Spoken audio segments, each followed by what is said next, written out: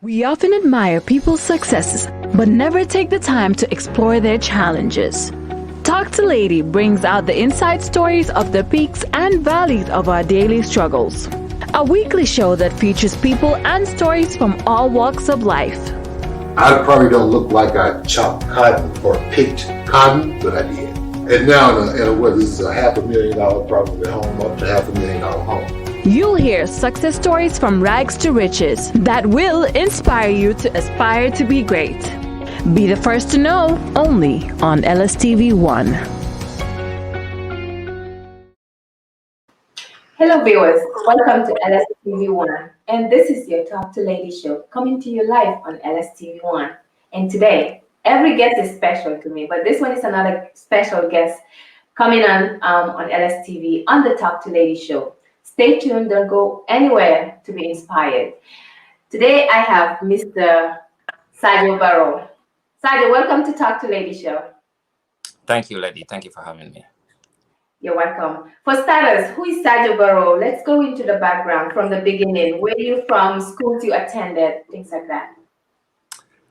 Sarjo is a Gambian, and then I was born and raised in Nyamina Dankunku, and then I did my primary school. Well, I started my primary school in Dankunku, then completed in Pakalindin Primary School, and then I spent most of my time in Pakalindin and Somojaro.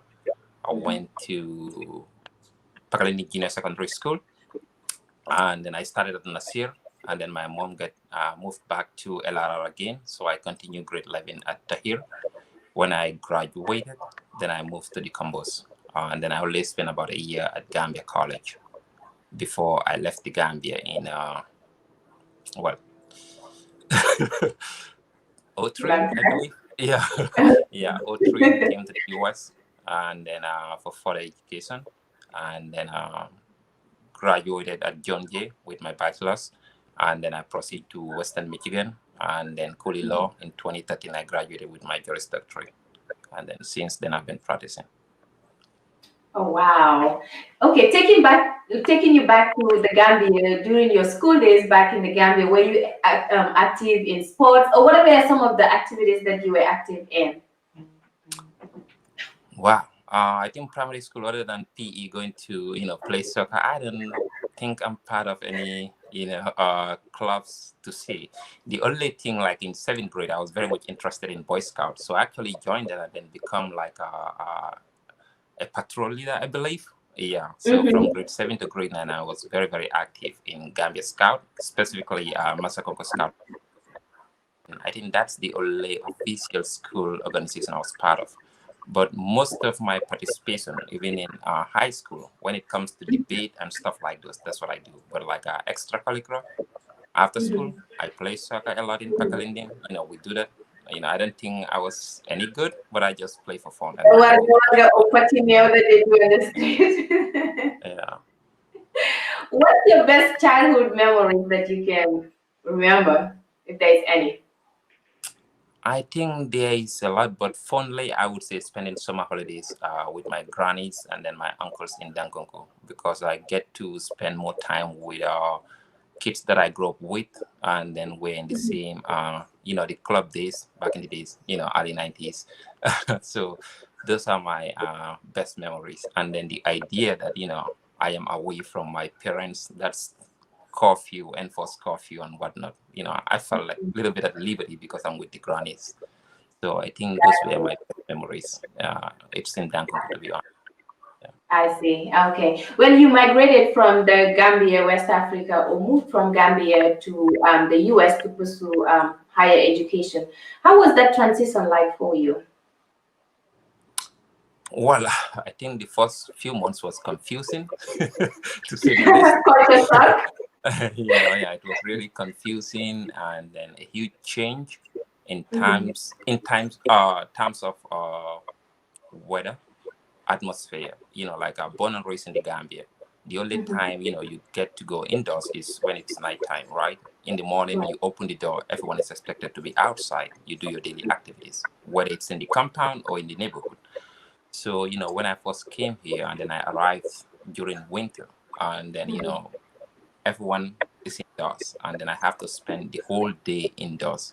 So I think I spent the better part of my first 2 months sleeping. Well, not actually sleeping, but laying in bed. I think maybe there was no diagnosis or whatnot. Maybe I was homesick. If I were here, they would say you are depressed. But Right.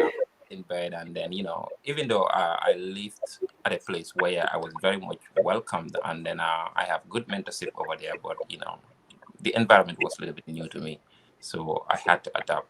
But after the first 3 months, because I was in Maryland, and then I moved to New York, things changed. I felt like I'm back in Serakunda.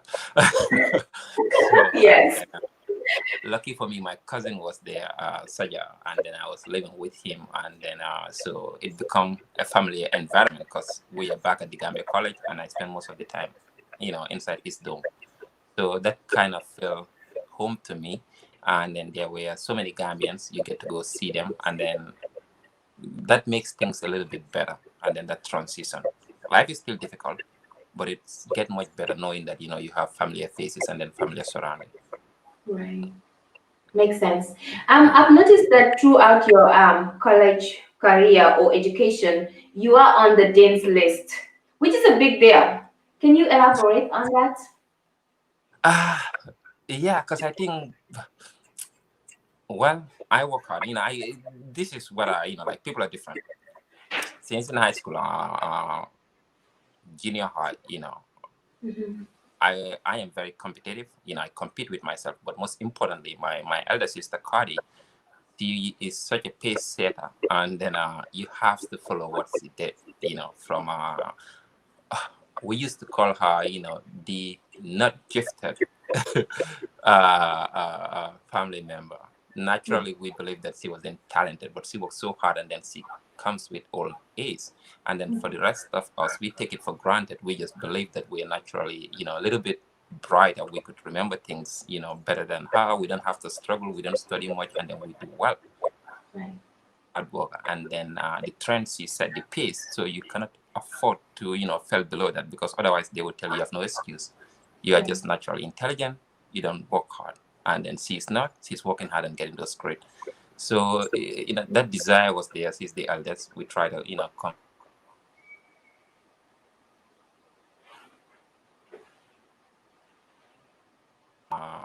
do what she did, and then since then I've been measuring up to that. So when I arrived here, most importantly, you have to pay your own school. You work and then pay for school. And then I wasn't paying for school, and then I was doing so well. I thought it's so important that actually not get A's, but I get very good grade, because I'm paying. It's an investment. And then Mhm. also, since high school, I have always put my bet in education. Like most people would think about the nerve syndrome. I never had that. The only nerve syndrome I have when I was in Pakalindi, because you don't get to see people travel that much. The only Right. thing I saw was extension workers, government employees with their motorbike. So my target was, when I graduate, I want to work in the government. That was the only target I have. Until when I get to grade 11, then I realized that I want to go do further studies. But I always bet in education, and then I want to make sure my grades are good. Wow, very inspiring. Taking us to, I mean, you are a successful lawyer, if I may use that word. Please give us an insight of your journey. I mean, from taking the bar exams to your first job when you started as a legal practitioner. Uh, in Gambia, I know I always want to do law, to be honest, from 11th grade. You know, uh, in our village, the Gambia, we have Mboj. He was from there by then. I really, look up to him. It's one of the inspiration, to be honest. And then Mhm. when I was in Basi, I always go to the magistrate court. Mhm. And then, but when I arrived in the US, and then for my associate level, I did public administration with concentration in criminal justice. And then when I was doing my bachelor's, I did criminal justice. At first, I thought I would just go do my master's, until I took a lot of correction classes, higher classes in corrections, and then prison, and then I read a lot of Michel Foucault and others. So, and then my advisor told me that, hey, Sarjo, why do you want to do your master's? I was like, I don't know. Maybe I'm thinking about law enforcement, criminology, forensic psychology, stuff like those. Mhm. And then he was like, this is what I'm going to tell you, what I tell my son. Go get your Juris Doctorate. You could do anything with your law degree that you can do with your master's, but most importantly, you get to practice. So I was like, okay. So that was it. And then I went and then, bought books and then do a little bit of self-prep for my LSAT. And then when I get LSAT, I went to law school. So after graduation law school, because I know I wasn't born here, I wasn't raised here. It's not like Gambia. You could say, hey, call Jame or call your uncle who could hook you up. Right. So from the first day in the class, I was very self-aware and self-conscious about my environment. So I know the only thing I have to excel is my grade. So my initial target was I am not going to graduate above 5 percentile of the entire graduating class. That was my target. And then after our first semesters, I did so well. I was like, okay. Second semester, I started that, and then I was like, I'm going to do extensive. So I applied to the Attorney General's office and then extend there at the Correction Division. So I had a very good mentorship over there. Then after that, I moved to a private law firm, do 2 terms extensive over there. Then I went to Public Defender's office in Western County. So, but while I was doing that, my target was when I graduate, because I remember my first day in criminal law class, this form, we have this very good criminal law professor. He said that if you graduate and you pass the bar, don't tell me you're unemployed, because you have a license to employ yourself. So that stick very well with me. So when I graduated, and then I did not graduate with 5% of my target. I still graduated with a cum laude. I think I was within 12% of my class. But I applied a job. Whenever I apply to job, I always get interviewed. This is what, remember, when you're in New York, you're doing this kind of jumboland work. Everything looks so perfect. Anything you applied, doing read, I don't know, Staples, wherever you want to work. It's so easy. You never see the artificial glass ceiling. So when I graduated with my degree, well equipped, and I wrote the bar. I was going to New York, and then I get stuck in Madison. I wrote the bar, and then I passed for the first time. So wherever I apply, when they see my resume, I just get a call right away, phone interview, and then they call me again for in-person interview. And then when I arrived, to my shock and then my surprise, I went to East Rand. I remember they were like, no, we have an interview with one Mr. Barrow. I was like, well, that's a good thing because I'm Barrow. Believe it. So that was the first time I had to Google myself. So I realized that the last name Barrow was such a common name in the US associated with white people. So when they saw my grades and then saw my last name, they just assumed I was white. Yeah, no, seriously. So I was like, okay, I'm going to send my resume to a lot of random firms. And then I did that everyone I get interviewed. So whenever I go there, either the atmosphere doesn't, I could tell the disappointment in their face, like, like, that's not what we're expecting. So that was an eye opener for me. So luckily, I ended up picking a job in Dallas with Beacon Hill. By then, RBS, Royal Bank of Scotland, gets sued by the government, and then they need, attorneys to do document review. It's mortgage, and when we had that meltdown in 2008, mortgage and commercial securities, and then it involves those housing meltdowns. So I was doing that, and then I was like, okay, this is what I'm going to do. I'm going to work here for a year. The money is good. I would save enough and then open my own law firm. That way I could set opportunities for others. That was my bigger vision. So I worked there for 8 months, and then I thought that, okay, I think I have enough to do my own thing. So I quit. Then I set up my own law firm. Then I was doing immigration, family law, and then I take criminal cases for immigrants who have, entanglements with criminal law to make sure it doesn't adversely affect their immigration status. So anything, that involves immigrants in a criminal court, I will take those cases to make sure I control the outcome. It doesn't affect their immigration. So I was taking a lot of appointment from the public defender's office in Wisconsin, and then I was doing my immigration cases. I did a couple of family, and then I quit because the community is too small, and then it's like good people are there, worst behavior.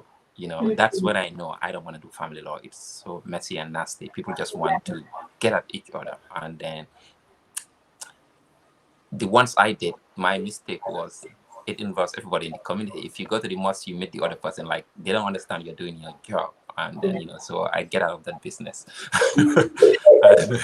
So I did a couple of PI for people with insurance. So, but I'm very much, interested in immigration because it involves a lot of constitutional law, and then it involves a lot of research. And then, of course, you are helping people. So I get more focused on immigration and the removal cases. I was doing that. And then my criminal cases start going down because I get so busy with immigration. So I did that for about 2-3 years, and then another farm in Wisconsin asked me to come in and then start immigration practice at their farm. So I went to that farm and then I worked there for about almost 3 years, and then until last year when I actually left the farm, and then I joined the federal government, and then I start working with the feds. Oh, I see. So when did you start your practicing on your own? Was that in 2013? Yes, 2013. Okay. At that time, what was the name of the farm that you established, and what motivated you actually to be on your own and your stand? It's a big risk. You left your job to start something on your own. Yeah, it's really a big risk. And then the name of the farm, to answer the question directly, is the Law Office of Sarjo Barrow Limited Liability Company. And then I started because I believe, the realities are, if you get educated here, unlike other European countries, you have to give it to the US. If you have the necessary skills, regardless of whether people don't like the way you look or how you talk or where you come from, eventually you'll have a sort of, especially if the field is so demanding, like let's say healthcare or other field. But since the 2008-2009 recession, the legal industry was a little bit tight. Employment doesn't affect it that much, but it's still a little bit tight. And then after my, brush up with some of the interviews, and then I realized that there is this glass ceiling. You don't necessarily see it. If you looked at the statistics in the US here, less than, I think, 2% or 3% of the attorneys are actually, people of color. So it's really, really competitive. So when I started, I was like, okay, my vision was always, I'm going to set up, a farm that would be strictly, I can set up a law firm if I build it. That way, the next Sarjo or the next person who get out and then want to get an internship at that law firm or want to work there doesn't have to think twice or be conscious about, who they are or where they come from. So that was my bigger vision. So that's why I started that. I know it was a little bit risky, but I am so confident in myself. It's almost arrogant, but that doesn't make me, it doesn't make me lazy. I am, I'm very inquisitive, and then I have this insatiable desire to learn. So I don't stop learning. I always read. So I'm so prepared. Sometimes I think I'm over prepared myself, especially when I'm handling cases in court. I am always like that. I might be afraid inside, terrified, but it's my job not to show that to my client because they are looking at me to walk them through this, difficult time. So sometimes, of course, I get worried I may not sleep, but my job is to make sure I read everything about that case, every law. I'm up to, I'm very much good at, doing my homework. Wow. I think that's what helped me to propel my farm. And then when the farm started growing, of course, you work in the same industry, you meet with the same people in court, and then they see what you are capable of doing. They come after you. At first, I don't want to leave because I know it's going to leave a void in the community. The prices are different. But it comes to a time, and then I invested in my education. I'm about to get returned, so I could not resist. I have to be a little bit selfish to look for myself in as much as I want to help people. I believe in the mantra that if you want to help people make money, then you will help a lot of. Don't be poor, you can't help people. So that's true. That's when I joined the law firm, and then I started working there, and then I, stopped working at my own firm. Got you. Okay. As a renowned immigration, lawyer or attorney, you also, for many Gambians, you are the go-to person in the US when they're faced with immigration issues or issues related to, the feds. How is that experience? How was that experience like at the time? I don't know about renown, but I am very humble and then privileged to, work with a lot of Gambians and other Africans, even, Middle Eastern from the Baltic. And then the experience is, it's an adventure. That's the best way I can describe it. There are times, you met people who you understand they really, really need help. These are the right people, and then you are helping, and then they don't have the right resources. Or sometimes you see people who actually need help, but they come to you very late. And then most lawyers, 9 out of 10, would say, no, there is no hope. And then those are the cases that actually, inspire me. I would sit, read, and then I would read a lot of, secondary material treaties to see what can I do within the the ambit of the law to make sure I find relief for these clients. Sometimes it takes a long battle, but eventually you end up succeeding because you actually believe in the case and then you invest a lot there. So it humbles me, and it makes me understand myself, Gambian people, Gambian culture, and then it made me realize that in as much as I was providing a service doing law, but I was also running a business. That was a shock to me. And then now at least I think I can say with confidence, I think I learned a thing or two being a business person, working with people who are from Gambia, and then I learned a couple of my mistakes, which I always use it as a very good experience. Even if I were to open a tangle shop in Gambia, now I know how I will operate with my own people. Makes sense. Yeah. So, but I I don't regret working with Gambians. I'm very much in fact happy I could help the people that I was able to help in any way, because those people also have other people they can impact their life. So that's Right. something that I'm always happy, and then privileged to be the guy who actually opened the door.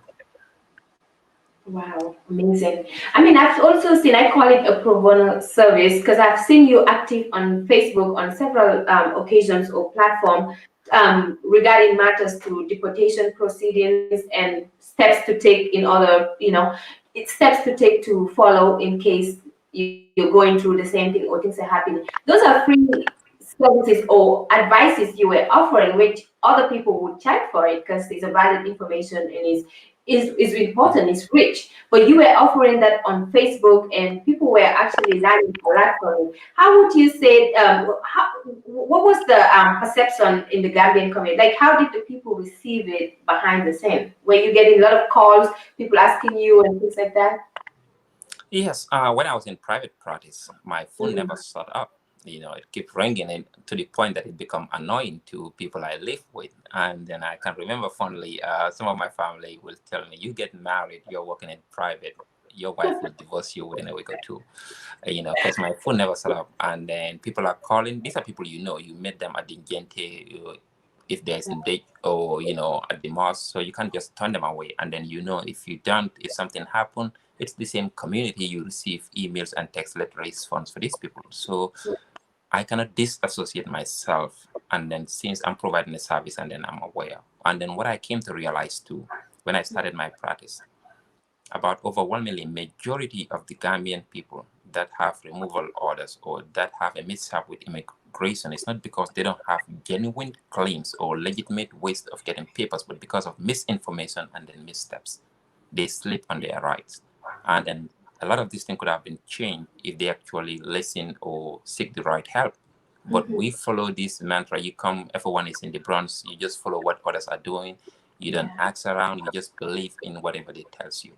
So when I started private, I take it upon myself by giving those, Facebook lives, writing about, because I wrote a lot of, articles and then blog, even the farms, I have them over there just to advise people what they could do.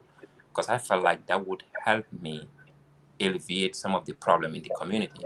Because if I don't become proactive and then give that information, what end up happening is, if things go south, they come to me, and then I cannot, turn down the case. So I know I took within my first 3-4 years of my practices, I always get an award from the State Bar of Wisconsin for pro bono work I do, because I know I handle so many pro bono cases. It become unbearable. So I was like, okay, I have to find a better way to communicate to them and then let them know what they can do. At least with that information, the most I will receive, it's an email or a phone call telling me that, okay, I read this thing, what can I do next? What can I do this? Rather than something happened and then now I have to, pick up that case and then handle it in removal proceeding in court, which could run into, thousands of dollars. Wow.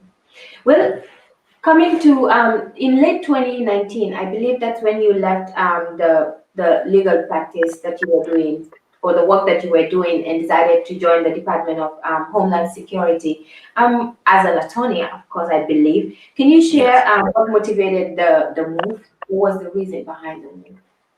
I think personal growth, to be honest, again, in as much as I'm part of the community, but I'm young and then I'm learning, and then I want growth in the industry, and then that could provide me, but also to even I believe I could do more help even on the other side too, and then it runs on both ways, and then I help a lot of people with, people seeking, help, legitimate cases.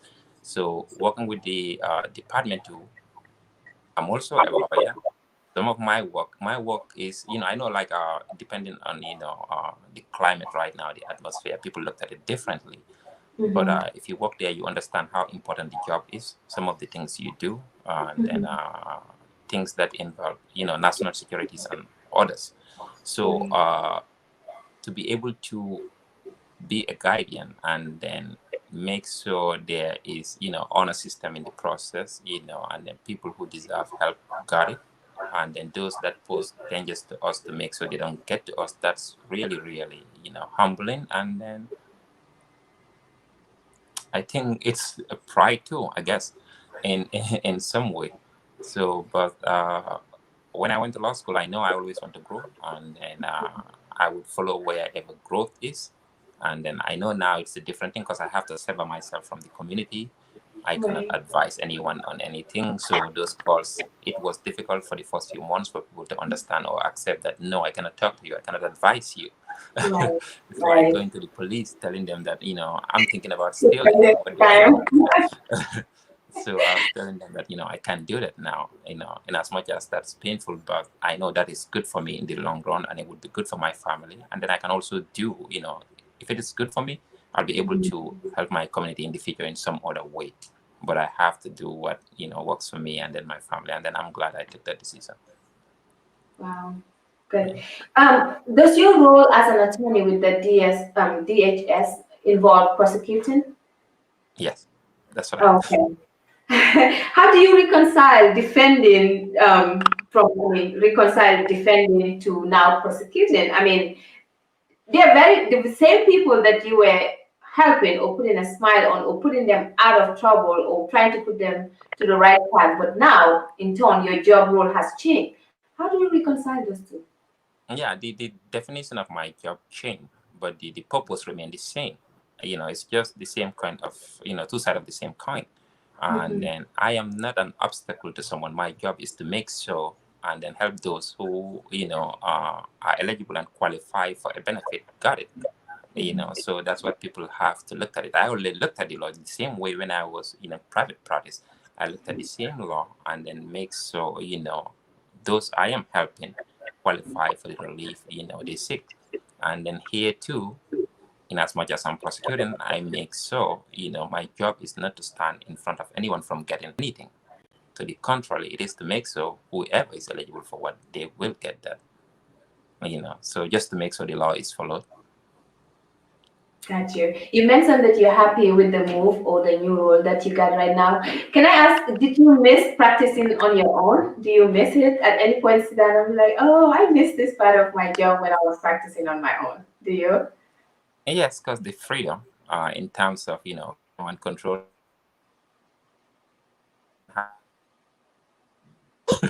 Yeah, I miss that. And I could say I missed a little bit of being bossy of myself.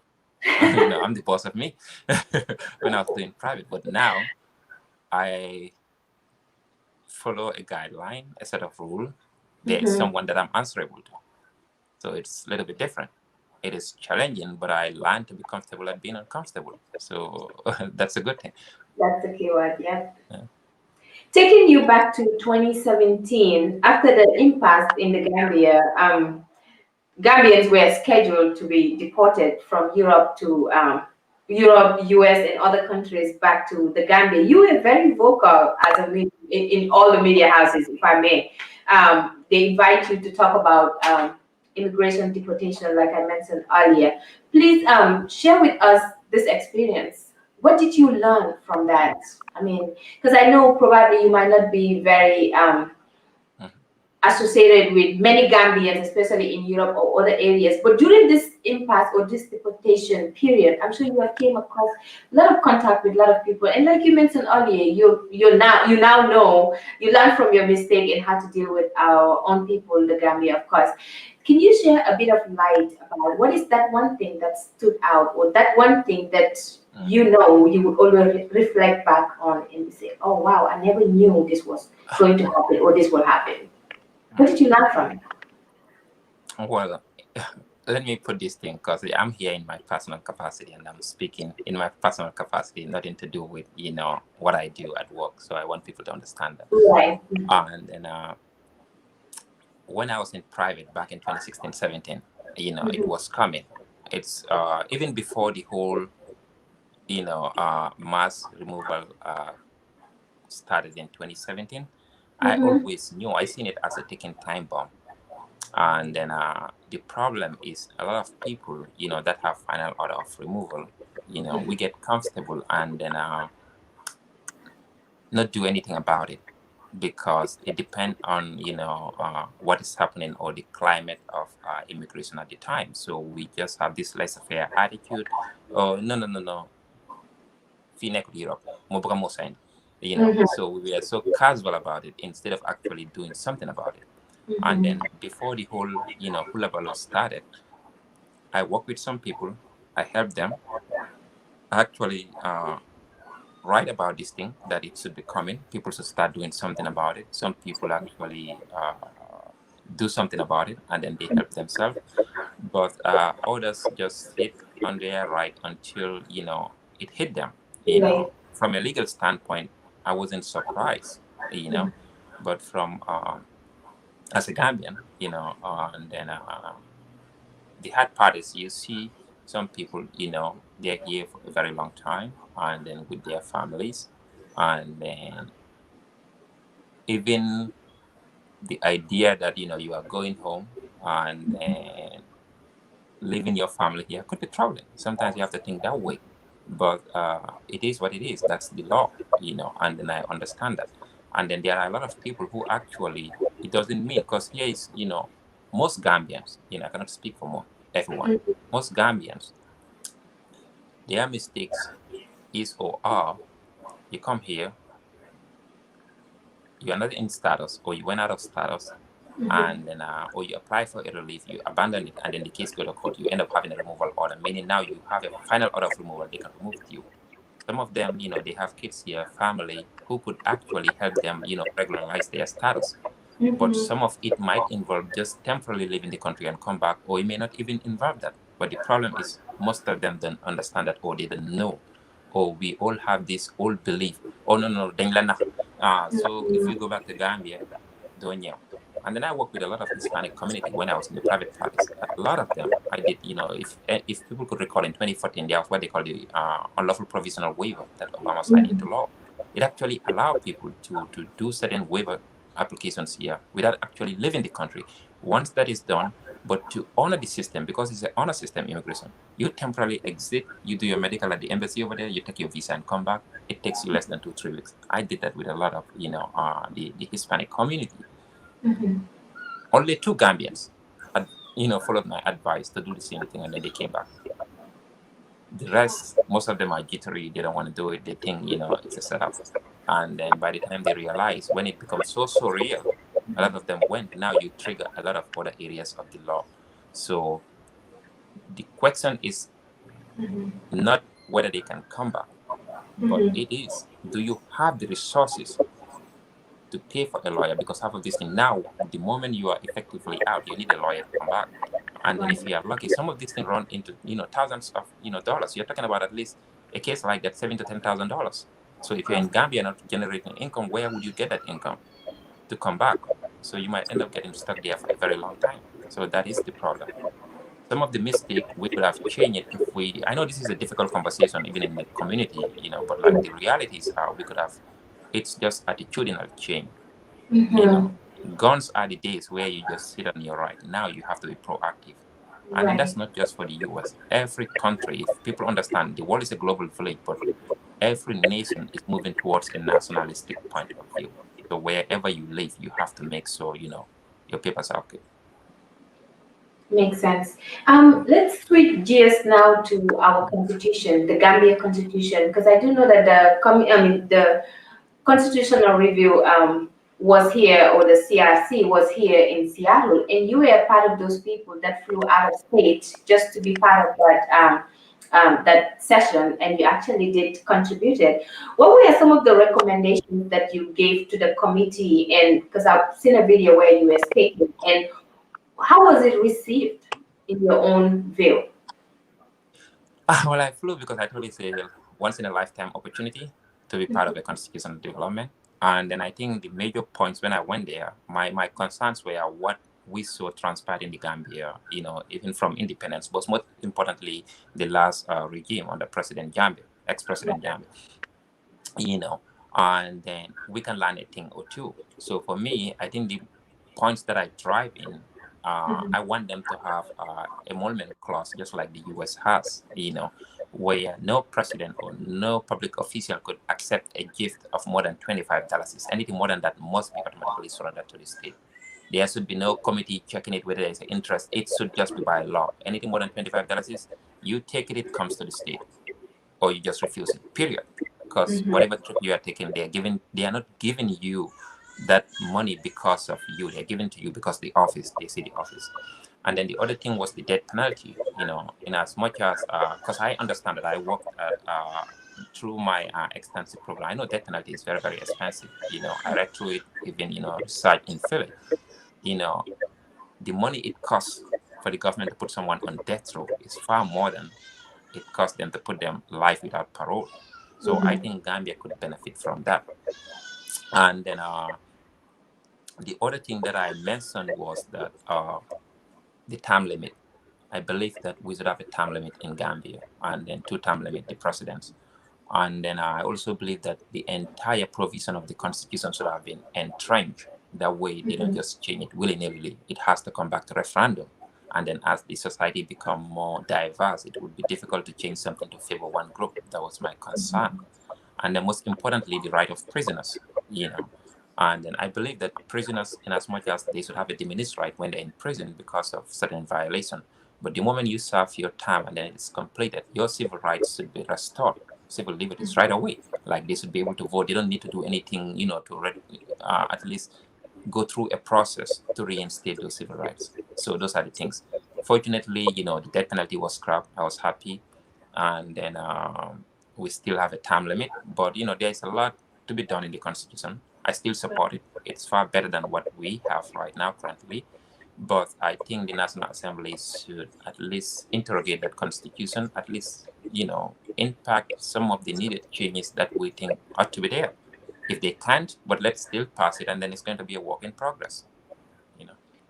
Based on your response, it sounds like you already reviewed the draft constitution of the Gambia. Is it safe to say you are so far satisfied with some of the changes that are in there?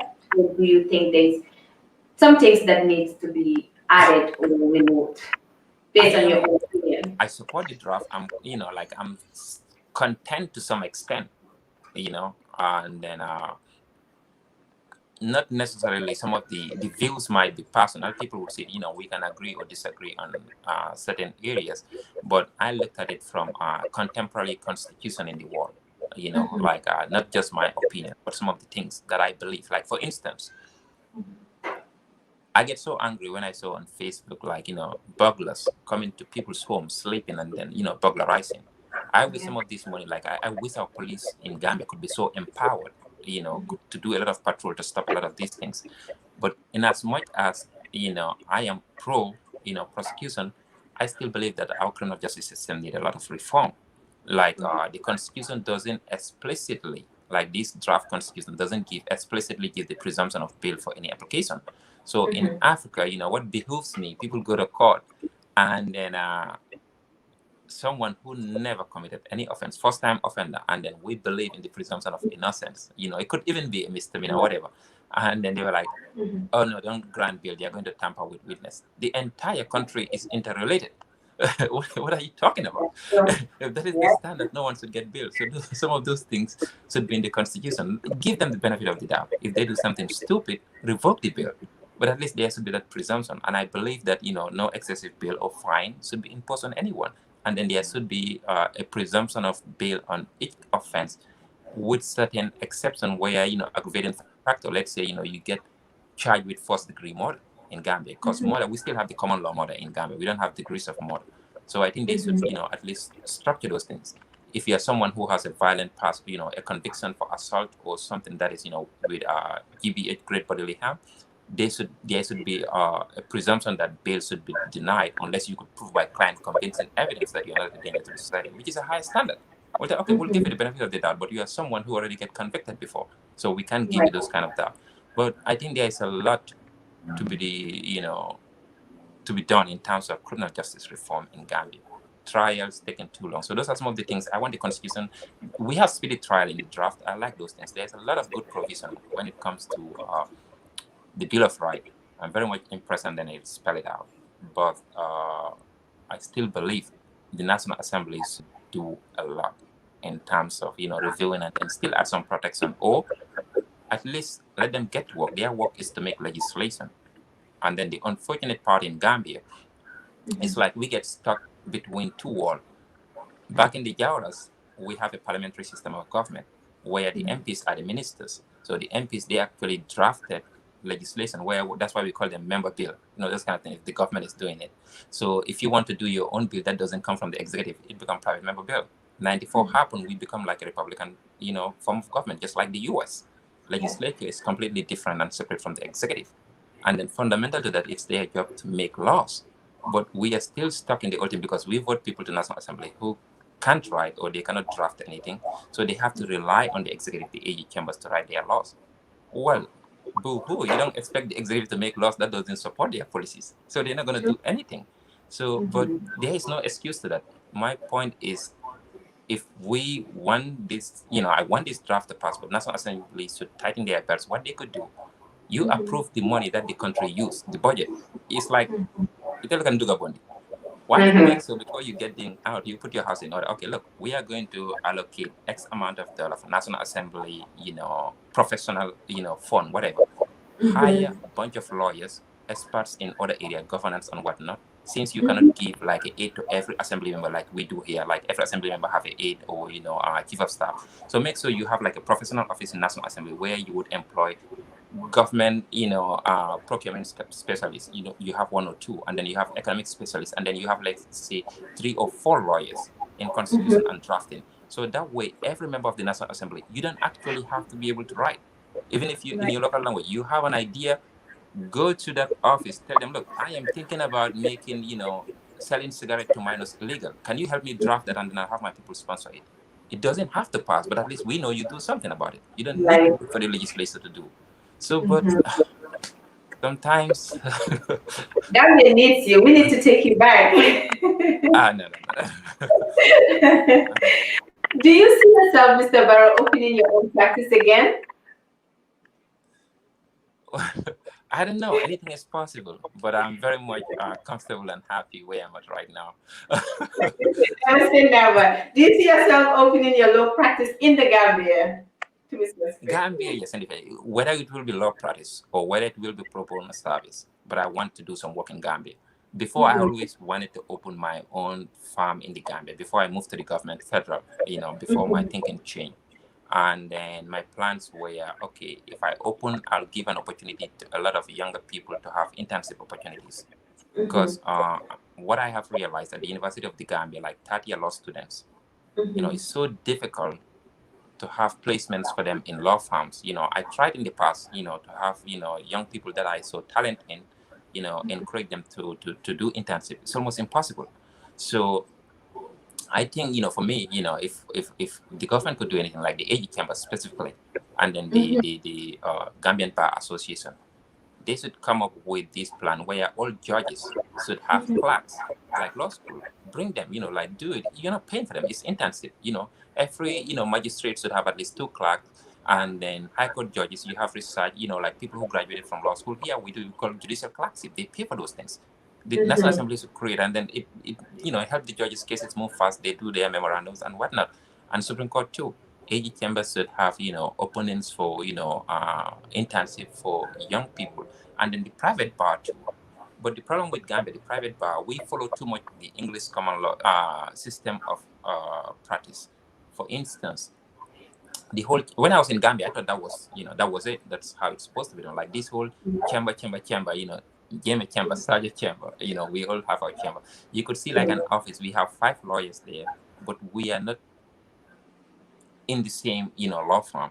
Everyone is taking their own cases. We all have our own money. Maybe we have a clerk who just manage us. We all chip in and pay the clerk. Unlike that in the US, when you have a law firm, you have different lawyers in the same firm with different expertise where they could provide service, and then you have more revenue, you could create more space and then bring in more interns. Gambia, I think it's about time we actually have that faith and trust in each other.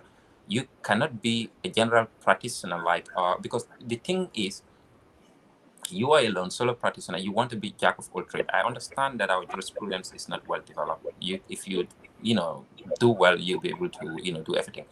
But what becomes is you felt like there's so much competition because every lawyer is doing the same thing. So anyone who come to your door and tell you, oh, somebody take my Jimbo, yes, I take that case. Someone came, I will handle that case. You cannot be an expert in every area.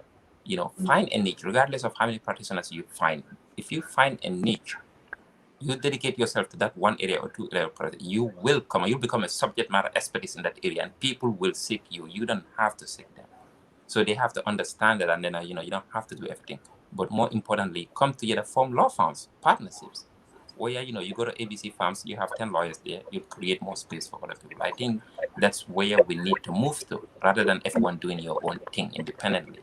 That is what is stifling the economy, and then it's making the senior ones think that the market is saturated. Less than 1% of the Gambian population are lawyers. So literally, if someone comes to me and tell me the market is saturated, I just look at it as like, you're insane. There's so many areas of law, over 20 areas of law. I don't even see that practice in the Gambia. Personal injury, I don't see that happening over there. Consumer right litigation, what is happening there? I don't see that. All these rape cases that people are screaming over there, whatnot. There's a lot of civil litigation you could do those things in terms of those things. Most of these people are actually working. Some of these things happen at the office. You could go after the So I was like, no, don't tell me the market is saturated. Everyone is just doing the same thing. So that's the problem. How I wish and only hope the Attorney General's office is listening to this, or our National Assembly, because these are great points that we can learn from and take steps right now before it's too late. Because like you said, a lot of real cases, office misconducts and all those things, sexual harassment, they're everywhere. But what is being done? Now switching back to Mr. Barrow as a person, you have a passion to help people and put a smile on other people's faces, if I may use that word. On your recent post on Facebook, I've seen that you recently you posted somewhere where you were trying to raise funds through the crowdfunding to help a young man in need. Where did this drive come from? Because I know some people open doors for me until where I am. So and then I believe that in a community, if you're part of a community, you need to contribute to that community. And then if people support you, if you see something that you can help, you ought to help. And then that's the only way we can impact our own community. And then Gambia has no shortage of talent, to be honest. Intellectuals. Gambians are naturally intelligent. A lot of young professionals I see, the problem is lack of coordination, and then we don't have mavericks even in the Gambia. I think that's why it is so difficult to effect change in the Gambia. Everyone is so comfortable. You are not willing to push a little bit harder, or you are not willing to go through the extra mile to be a disruptor. That is what is affecting us. And then we actually think we have to compete with the other guy to actually make it. So that's also destroying the fabric in the community. And then to me, in as much as I'm competitive, I am competitive with myself. I want to make sure that, okay, I don't know everything, but you can compete by making sure you become the better version of yourself every day. Like, okay, I understand my trade. How am I doing? I do that self-reflection. Am I reading well? Am I doing a lot of research? Am I writing more? If in this subject area where I think that's what I want to do. And then after that, when we're in Gambia, like I think maybe this might not be your reality, or some people might be able to relate. Going to school, the only thing I think of, you get a job, make money, Yeah.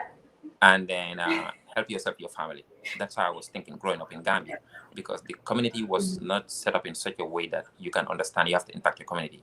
Yes, I grew up in an area where I see my grandparents, my parents helping people, like from the time I was, I understand issues. Our house was never empty, and it doesn't mean I'm actually living with my own siblings. It's always full. So you always knew that, but for some reason it becomes subconscious. You don't understand. That's an idea that, so you are not alone. You are kind of connected to someone else. You still help when there's issues, but we don't think about the greater good outside our families, because most of the people you are there, here and there, people would call strangers when it's lunch time. They come and eat. We understand that, but Yeah. I never visualize or think that, okay, now I get the education. Thank God, at least I'm making a living. What do I do with my life? The purpose. That was missing. There was a disconnect growing up in Gambia, because we don't see politicians. You don't see great people who actually give service to others, legacies. We only see service towards themselves and family, and then that's what we are aspiring for. So when I get here, I get to understand most people, they want to be remembered about how many lives they affect in terms of their service and then their patriotism. So the only way you can do that by being involved in your own community and then help. So I realized that. So I think that was the disconnect we are having in Gambia right now, even with young professionals. And then the older ones are so afraid to retire because you don't plan, and then they don't want to get out of the system. You don't want change to come because everyone is somehow insecure. You only compete with someone else if you're insecure about your own potential, because you felt like if they bring change, it will expose your weakness or whatever you are hiding, and then you might lose your job. So you want them to continue what they're doing. Case in point, I've been doing immigration so often, and then I remember when I was in the private, I did a lot of fight to show that our birth certificate, it's our birth certificate, it's authentic, or our marriage certificate. Can you believe since the 18th century we are still writing on that long form? The British give it to us, and then you are telling me we have people with master's degree working at the records office, people the government sponsor. So sometimes when I get so angry and then become cynical, I was like, this doesn't make sense. How can the government sponsor people? We have people educated with masters, and we are still using the same. It's so frustrating. I was like, our birth certificate should be typed, at least in the computer. So it gets so frustrating. We're like, where do we start? It's something as simple as that. Or you cannot walk into our immigration, or because that's where you get your ID, just pay and then get your ID without any issue. So it's a long way, but we Gambians and saying that it's the system. Yes, I understand, but the system is the people. I came to realize that working where I am right now, and then what it exposed me to, the system cannot be completely corrupt unless and until every player in the system wanted to go that way. But here, people, there will be that 1 or 2 people who say, no, we are not doing it that way. They will revolt and someone will follow. So that's what we need, But I think I am very hopeful the Gambia will get there. It's going to be a difficult and then a long journey. It will be definitely a long journey, because until we start changing our perspective, our thinking, and our way of doing things, it's going to be a very long journey. Truth be told, it's hard to say, but all you said is a fact. Those are things that are happening there, and we need change. We're almost to the end of this interview. What does Mr. Barrow do on his leisure time, or in his leisure time? What do you do for fun? I'm very boring. If I'm not reading, I'm home just with people that are close circle, talking, and then not going out. If the best thing, if I can do anything on my own, usually traveling. I like to get to see new places, but for the COVID, that would be my most adventure. If I'm not spending time with friends and family, then I would go and then see the world, because there's so much to see out there. You can travel, you meet other people, you learn a lot, and then culture. From that young boy from Yamina to that US growing young man on Dean's list, now a legal practitioner. Now, you excel. You're just getting on the ladder. What advice would you have for that young person watching you right now and want to follow your career path? What would you say to that person? I would say believe in yourself and then be proactive. There is no shortcut to success, and I cannot overemphasize this. Success is not just about money, but anything you are doing. But from my experience, like I try to at least have a clique of younger professionals that I talk to, mentor, let them know that it's going to be a difficult journey, but you will get there eventually. I take it from myself. When I came here, some of the people that I'm very much close with, and then when we came, some people I can understand their family background. You started working. I'm Alice. The first thing, okay, Haral Masanta. I'm not going to do school. And then sometimes I get tempted, but I was like, no, I'm going to persevere. I have a plan, and this is what I believe in, and then I'm going to do that. And I can guarantee you, I'm not saying if you get focused on whatever you are doing, you'll get rich. But whatever others are doing with the circuit within that 10 years you are struggling, you can do it within 6 months, in a year, and then you don't have to work hard to do that anymore longer. So that's something they have to work hard, believe in themselves, and then be honest. For me, I take it from a Gambia. If I see young Gambian, young professional doing something I can help them, I will support that business. But I want you to be honest, and I'm going to keep you, accountable. I do that. But that's what I accept the younger ones. Whatever it is that you are doing, make sure you do it with hard work, with honesty. It's going to pay off. It might take a long time, but it will pay off. Any last remarks? I just want to thank you for giving me the opportunity. I know I don't have much of a story to share, but at least hopefully the younger ones looking at it, they would see that now, especially those in the Gambia, this is what I will tell them. We do not have the opportunity to have universities or whatnot to go to Gambia. But now I tell a lot of people, if you have the opportunity to go to university in the Gambia, take advantage of it. Go to school over there. And then you can actually change your life better than, saying that, oh, I just want to go to Europe right after 12th grade. That nerve syndrome, if you don't understand what most people go through, some people would actually, have their dream, lost because they don't understand the realities, and then have better opportunities in Africa and then just come here and then just squander that. But if you want to go to school, you are focused on school, you have the opportunity to go to university, do it at your own home, because it's so difficult to, out here to go to school without scholarships or the right help. So do it over there. And then if you are working on a trade, go and then go to GTI, learn it, understand it. Just, you can't be doing things the local way anymore. At least get some, modern tools, modern equipment, learn a computer, whatnot. Those are the things you can do. That's what I tell young people. With that, you are having personal growth, capacity building, but that's how a nation get, developed. That's how you move the nation. Because once you start doing those things, you demand transparency, you demand accountability. In a nutshell, you're actually keeping those public officials accountable too. Thank you. Thank you very much for those inspiring words and those last remarks. I hope our viewers out there would be inspired and be ready to take the steps. And like I mentioned earlier, I hope our Attorney General's office is able to get this message and our National Assembly members, because those are the lawmakers and we rely on you entirely for the moving forward of our country. Thank you very much, Mr. Barrow. It was an honor to have you on the show. Thank you, and then have a good weekend. You too. Take care. Bye for now.